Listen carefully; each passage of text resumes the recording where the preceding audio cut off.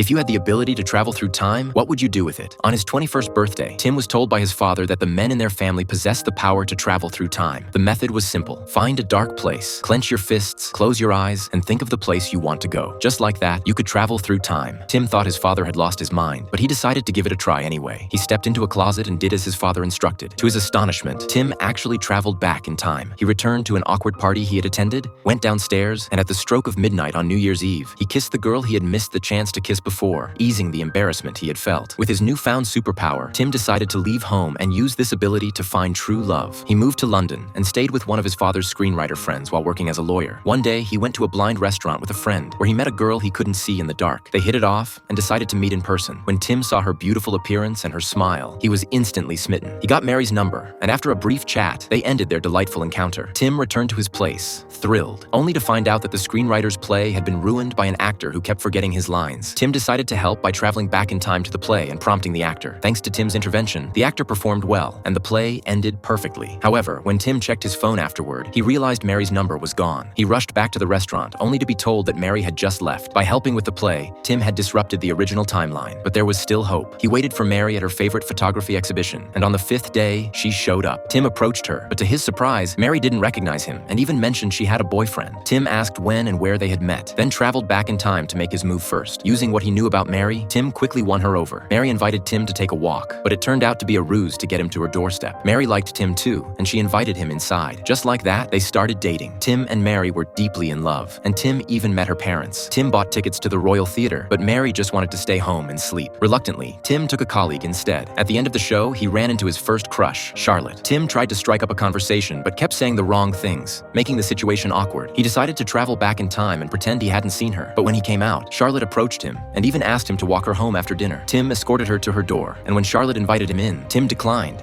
saying he had something important to do. He ran all the way home, realizing that Charlotte's invitation had made it clear who he truly loved. Note: due to copyright reasons, the movie title cannot be mentioned.